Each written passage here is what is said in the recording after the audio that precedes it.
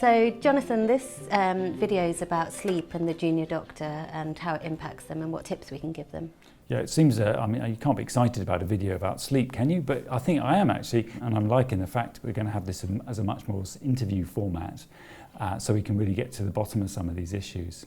Sleep is very important to me. It can really have a massive impact on how I feel on the shift and actually how I feel afterwards and just in my life in general.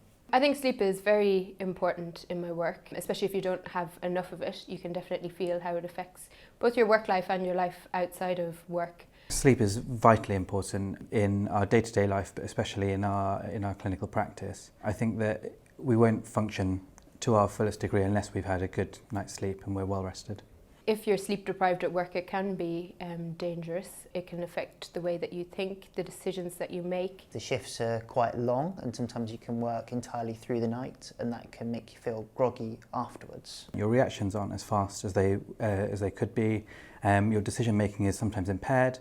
And your brain just isn't working at 100%, and obviously that can have really serious repercussions to your patients. Towards the end of night shifts, I know I'm more prone to making mistakes and that my performance is decreased when I'm tired. Even simple tasks such as prescribing paracetamol can become tricky if you're very tired. I think the other concerning thing is that you sometimes, when you're extremely tired, lose insight into how tired you are. And so you may think that you're fine, but actually in retrospect you're a lot more tired than you thought. I am about to go into the world of sleep and night shifts. It's a terrifying concept to think about, really, although I'm sure everyone is thinking very much the same thing. Sleep's going to be a big change, I think. Working around when I have to work at night, adjusting my sleep pattern, I think that's going to be a big challenge. We get taught a lot in our final year of medical school about how to kind of approach this. I guess you never know until you start. That's probably one of the biggest lessons. So, Mike Farquhar, you're a consultant sleep paediatrician at Evelina London Children's Hospital, and the first time I heard about you was when a trainee said to me that they'd had the best talk ever at any induction they'd ever been to, and it transpired it was your talk on sleep. Why do you think you made that kind of impact? Partly I think because it's useful information to tell people. It's really a skill that we don't teach. But also at induction, I think a lot of people felt it was the first time they'd had something that was really focused on them. It wasn't about fire extinguishers and hand washing. It was about trying to show that we were doing something to make things a bit easier and better for them. I think that actually resonated an awful lot with it. We work in very rigid shift systems now, controlled by contracts. There's a limit to what we can do. So what advice do you give trainees and Radia coordinators? So the difficulty is, I think there's a real lack of understanding that when we ask somebody to work at night, so you're working around the clock, 24 hours a day, your body isn't really programmed, evolved to do that. You're meant to be asleep at 3 o'clock in the morning. You're not meant to be providing acute emergency, high quality care to our patients. And then we have to think about how we persuade a brain that thinks it's meant to be asleep to be able to carry on working as well as it should do.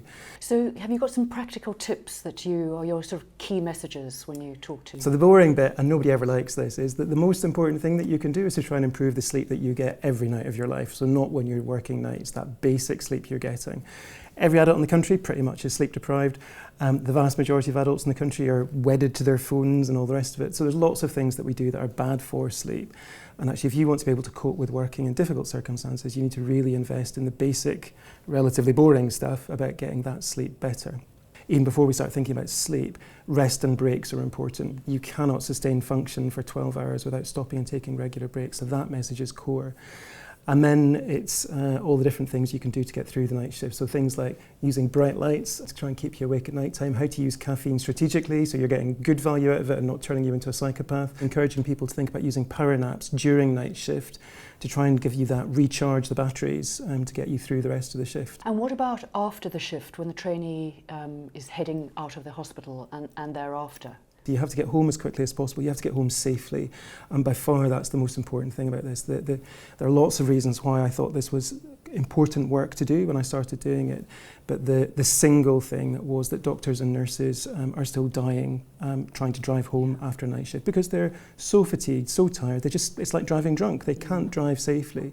So the first message is you must get home safely. And I think part of that needs to be a shared responsibility between the senior people coming on shift in the morning. You know, how was your night? How are you? Are you tired? How are you getting home? Let's maybe think about that. Again, it's really basic, simple stuff. Get home quickly. Sunglasses, I quite like sunglasses. Light in the morning is telling your brain that you're meant to be awake, so sticking on sunglasses, you look a bit of an idiot if you're going home in the tube, but just try and train your brain into getting the best quality sleep when you get home as possible. And then it's all the really basic, boring stuff. You know, make sure your flatmates aren't getting Waitrose delivering food at midday, that your room is dark, it's quiet, you've got earplugs, eye masks. We give out earplugs and eye masks now to our doctors as a bit of a gimmick, but it gets that message across. So yeah, it's basic stuff, a lot of it. And what about food?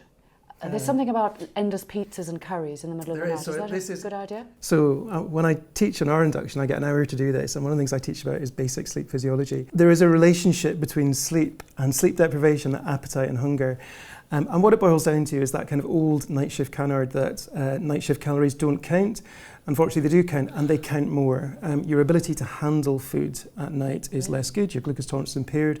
That contributes to risk of type 2 diabetes and obesity, so eating at night is not good.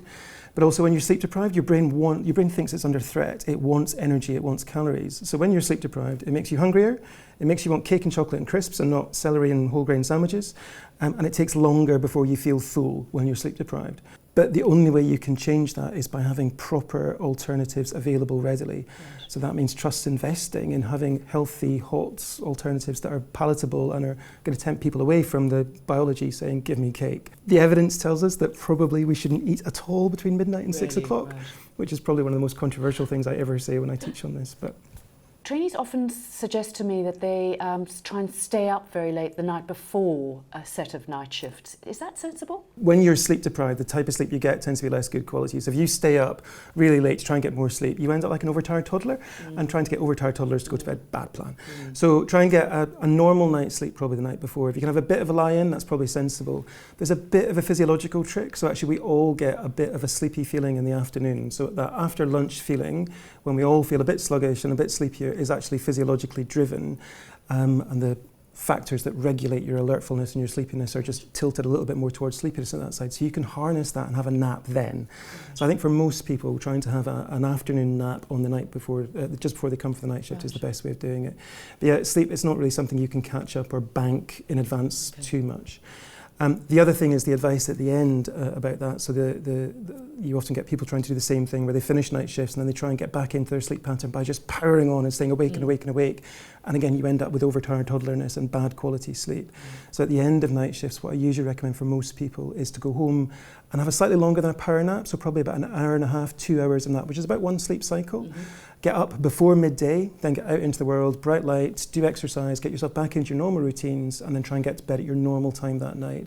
And that's probably the best way for most people to try and reboot their sleep cycle as quickly as possible. But the superficially obvious things are often not quite right when it comes to sleep. That's really helpful.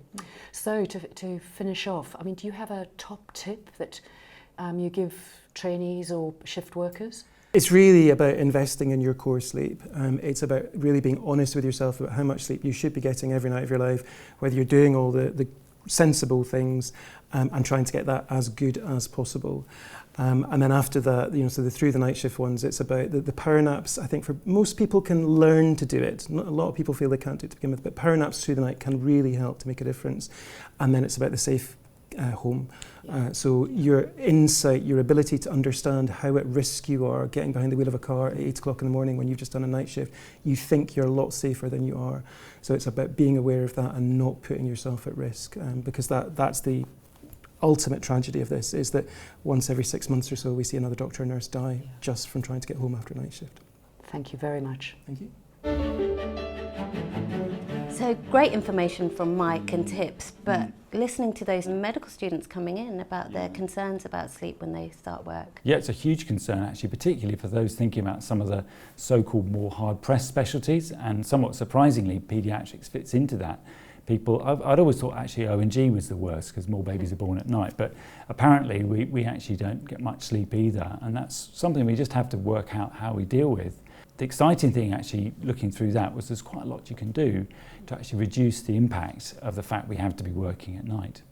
And I think sleep's a big part of self-care, and it goes into this movement of actually looking after yourself as a trainee to be able to then function. Yeah, and we don't want these kind of sort of superhero paediatricians. They're normal people, and we actually have to look after ourselves properly.